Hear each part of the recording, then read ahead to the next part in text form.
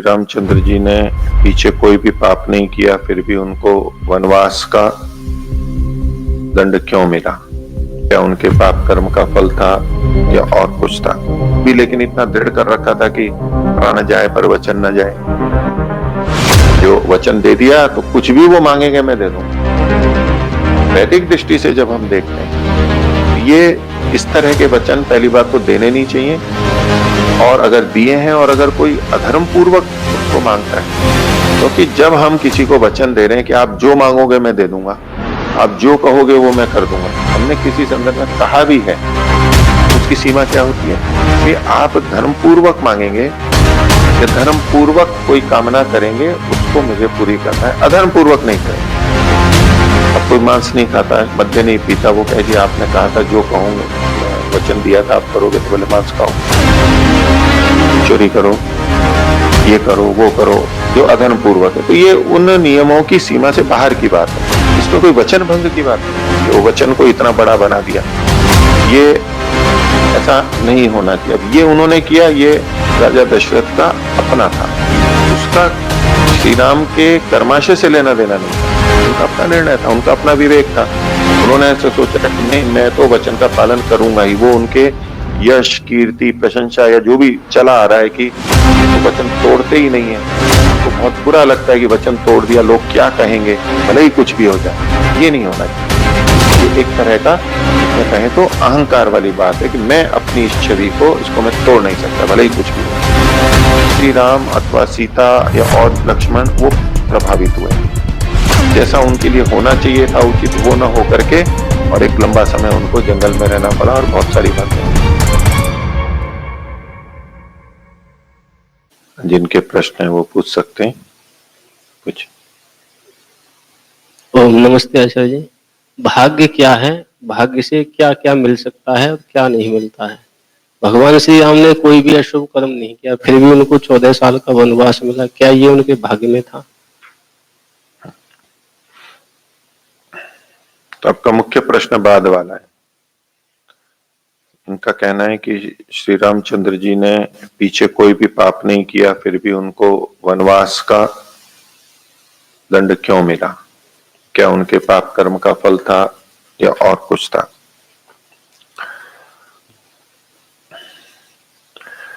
देखिए, कर्म फल और प्रारब्ध, हमारा भाग्य, संचित कर्माशय, ये जो सारी चीजें हैं, तो कुछ सिद्धांत तो बहुत स्पष्ट है और हम सब स्वीकार करते ही हैं, जानते हैं। हम जैसे कर्म करते हैं, अच्छे या बुरे, उनमें से कुछ से कर्माशय बनता है, कुछ से कर्माशय नहीं बनता। ये बातें पीछे कई बार हो चुकी हैं।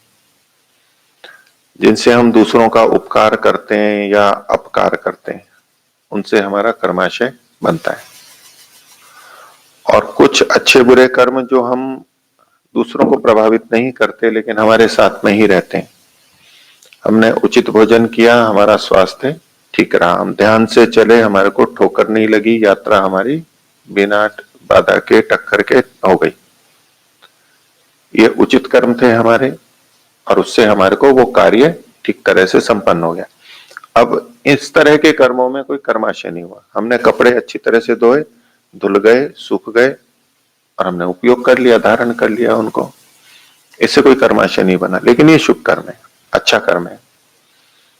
अब विपरीत कर लीजिए, हमने खान पान गलत किया, गलत चीजें, विरुद्धाहार खाए, मांसाहार को छोड़ दीजिए, उसमें तो फिर कर्माशय पाप जुड़ जाएगा, लेकिन जो शाकाहार है उसमें भी हमने परस्पर विरुद्ध चीजें खाई, गलत समय खाई, या भिन्न प्रकार से जो भी नियम है उससे विपरीत किया, तो रोग आदि जो हमारे को आएंगे। अब इससे कोई कर्माशय नहीं बन रहा है। इसी तरह से रास्ते में चल रहे हैं, असावधानी हुई, ठोकर लग गई, गिर गए, कहीं टक्कर लग गई, हमारी दुर्घटना हो गई, चोट लगी, दुख हुआ, ये किसी कर्म का नहीं, ये तो परिणाम के रूप में आ गया, और न इससे कोई कर्माशय बना।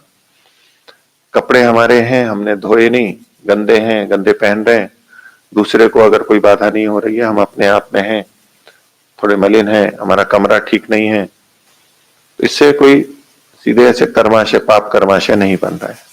तो हम जितने कर्म करते हैं, अच्छे और बुरे, जिनको हम अच्छा कहते हैं, बुरा कहते हैं, उनमें से कुछ ऐसे होते हैं जिनसे कर्माशय बनता है और कुछ ऐसे होते हैं जिनसे कर्माशय नहीं बनता।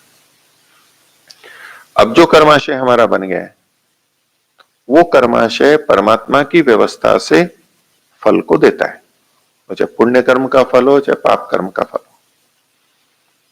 और परमात्मा हमें शरीर दे करके विभिन्न मनुष्य पशु पक्षी आदि, ये परमात्मा की व्यवस्था से हम किस जगह जन्म लेते हैं, किस परिवार में जन्म लेते हैं, कौन माता पिता भाई बहन बनेंगे, इसमें हमारा नियंत्रण नहीं है, ये सब परमात्मा की तरफ से होते हैं। हमारे इंद्रियों की, शरीर की कैसी शक्ति होगी, कैसा विकास होगा और कैसा प्रारंभ से हमारा स्वास्थ्य रहेगा, ये बहुत कुछ ये परमात्मा की व्यवस्था से कर्म फलानुसार निर्धारित होता है। लेकिन इसके बाद का जो हमारा समय है जिसमें हम भी दूसरों से व्यवहार करते हैं और दूसरे भी हमारे से व्यवहार करते हैं और उस व्यवहार में भी ऊंच नीच होती है, हम भी दूसरे को सुख दे देते हैं या बाधा पहुंचाते हैं, दूसरे भी हमारे को कर सकते हैं। ये जो एक दूसरे से होता है इसको कर्माशय से नहीं जोड़ना चाहिए। ये वर्तमान में किसी के द्वारा किया गया शुभ कर्म या अशुभ कर्म है जिससे हम प्रभावित होते हैं या नहीं प्रभावित होते हैं। हाँ, इसके ऊपर परमात्मा की व्यवस्था अवश्य रहती है कि अगर दूसरा हमें बाधित करता है और या दूसरे के द्वारा दी हुई सेवा का हम उपयोग करते हैं तो हमारा उतना उतना पुण्य या पाप कर्माशय कम हो जाएगा भोग लिए जाने के कारण से। ऐसे ही हम दूसरे के लिए जब करते हैं तो भोग लिए जाने से उनका भी वैसा ही पुण्य या पाप कर्माशय कम हो जाता है। ठीक है, यहां तक बात स्पष्ट हुई। ये कुछ मूलभूत सिद्धांत की बात है, संक्षेप से आपके सामने रखी। तो पहले में जो आपका था कि हमें क्या क्या मिलता है, तो शरीर है, इंद्रियां, बुद्धि, ये सब परिवार, ये बहुत सारी चीजें परमात्मा के अनुसार मिलती हैं। और कुछ कर्म बीच बीच में आकर के भी हमारी स्थिति को परिवर्तित करते हैं, उस तरह के संस्कार हमारे उभरते हैं, अच्छे या बुरे, प्रबल वेग से उठते हैं, मंद वेग से उठते हैं, और उसके कारण से भी हमारे वर्तमान के बहुत से कर्म निर्धारित होते हैं। हम प्रेरित होते हैं या हम उदासीन होते हैं। वर्तमान का भी प्रेरणा और उदासीनता ये होती रहती है हमारे प्रयत्न से दूसरों के द्वारा, लेकिन पिछले संस्कारों के कारण भी होती रहती है। वो ये सब घुला मिला है। तो उसमें जो पिछले कर्माशय के कारण और संस्कारों के कारण से होती है वो परमात्मा की व्यवस्था से होती है। बाकी जो हमारा एक दूसरे से प्रेरणा है, उत्साहित होना है या अवसादित होना है, ये हमारे आपस में होता है, पर इसका प्रभाव हमारे कर्माशय पे होता है, वो घटता है।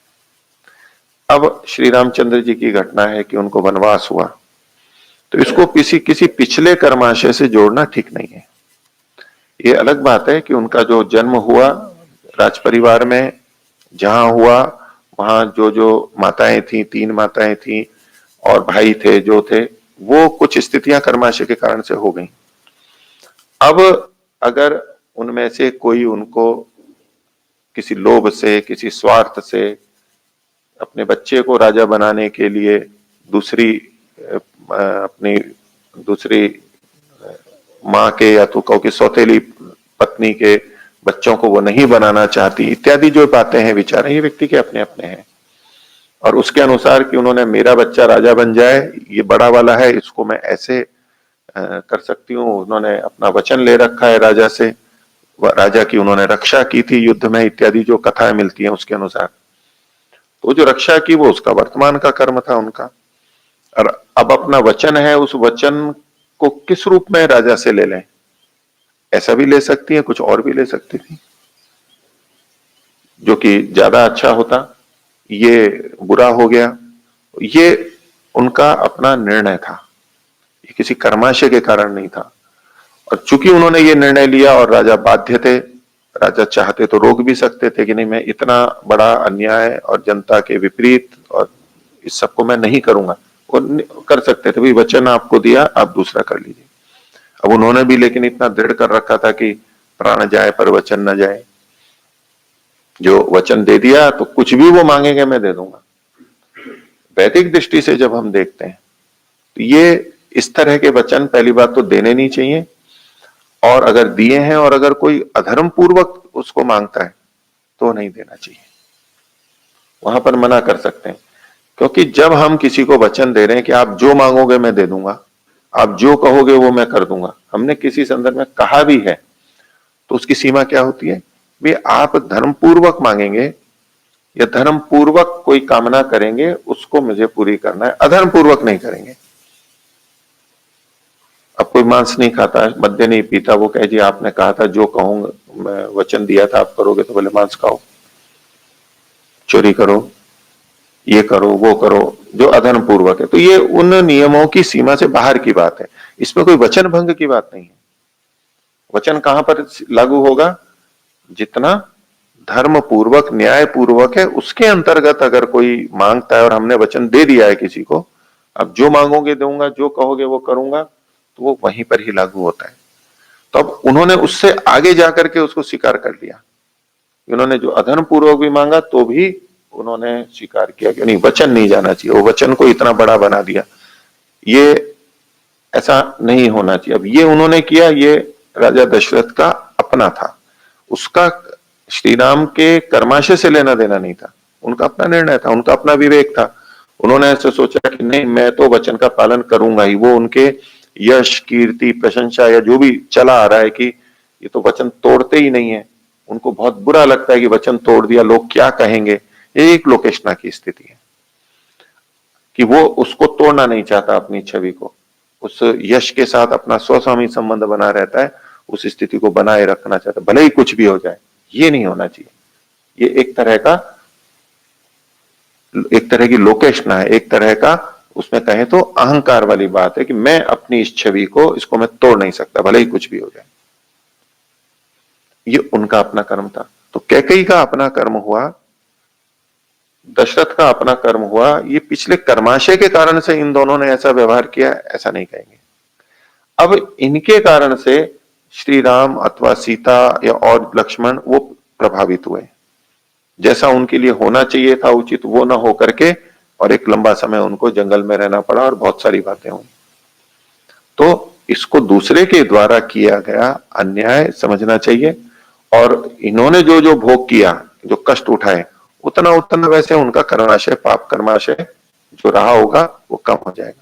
अब पाप कर्माशय कहने का ये अर्थ नहीं समझिए कि किसी की निंदा हो रही है।